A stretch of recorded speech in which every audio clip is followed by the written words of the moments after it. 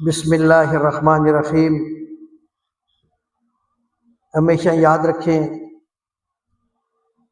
اللہ کی یاد، اللہ کا ذکر، یہ تیری اور میری روح کی خوراک ہے۔ جسم کو خوراک نہ پہنچے تو جسم کمزور ہوتا ہے، اور روح کی خوراک روح کو نہ پہنچے تو روح کمزور ہوتی ہے۔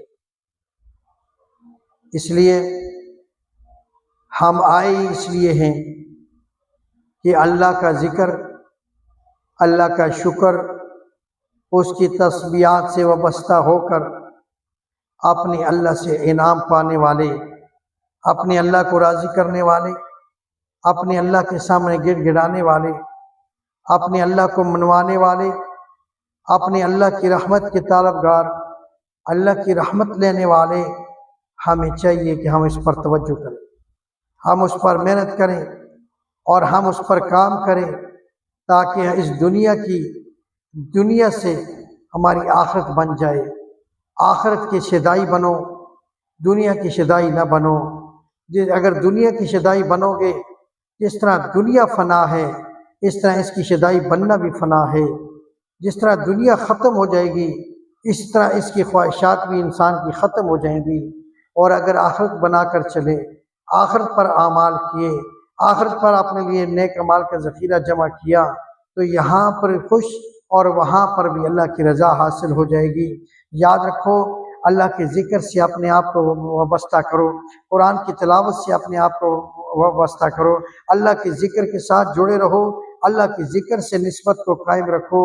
اللہ کا ذکر بہت بڑی نعمت ہے، اس لیے اللہ رب العزت فرماتا ہے وَمَنْ أَعْرَضَ عَنْ ذِكْرِي فَإِنَّ لَهُ مَعِيشَةً ضَنْكًا، کہ جو شخص بھی میرے ذکر سے اعراض کرے گا، یعنی میرے قرآن سے اعراض کرے گا، معیشتاً ضنکا، کہ میں اس کی معیشت کو تنگ کر دوں گا۔ آج ہماری زندگیاں تنگ ہیں، آج ہمارے کاروبار میں برکت نہیں، آج ہمارے گھروں میں برکت نہیں، آج ہماری سوسائٹی محلوں میں برکت نہیں ہے۔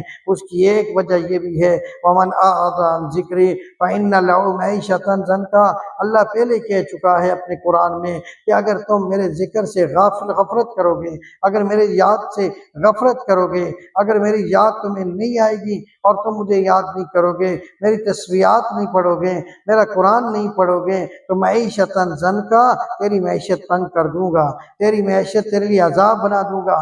تو نے دکان بنائی تھی اپنے سکون کے لیے، اگر تو نے میری نہ مانی میرے بندے، تو میں یہ دکان تیرے لیے عذاب بنا دوں گا۔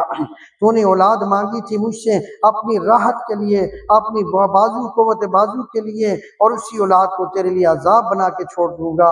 اور مکان بنایا تھا تو نے اپنی راحت و سکون سے رہنے کے لیے، اسی مکان کو تمہارے لیے عذاب بنا کے رکھ دوں گا۔ اے میرے بندے، جب تک تو میرا نہیں بنے گا، دنیا کی کوئی چیز تیری نہیں بن سکتی۔ اگر تو میرا بن گیا تو دنیا کی ساری چیزیں اور سارے خزانے تیرے اپنے ہیں۔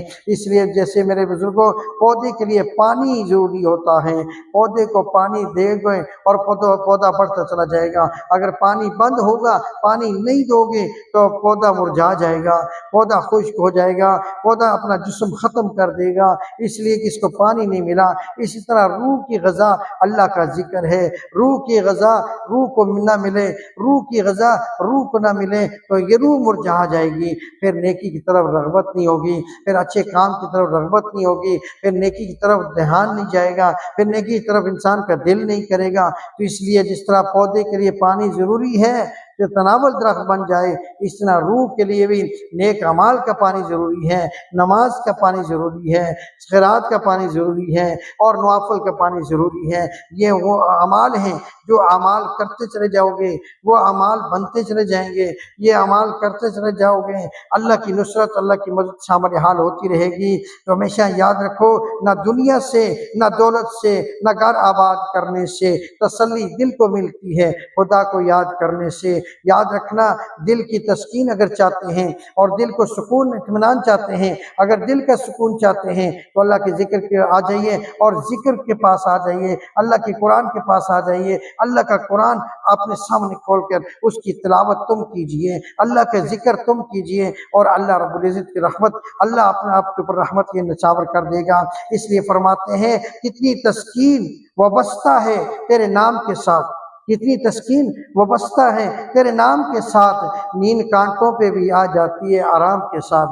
جب اللہ کی مدد ہوگی، جب اللہ کے دین کے ساتھ جڑے ہوں گے تو پھر سختی پریشانی میں بھی اللہ سکون کی نیند سلائے گا، سکون کی نیند، اطمینان دے دے گا، دلوں کو تسکین دے دے گا۔ تو اس لیے میرے بزرگوں تیاری کرو، اللہ والے بن جاؤ، اللہ کے بن جاؤ، اللہ کی مان لو۔ جب اللہ کی مان لو گے تو سارا کچھ ہمارا ہے۔ اللہ ہمارا حامی نصیب۔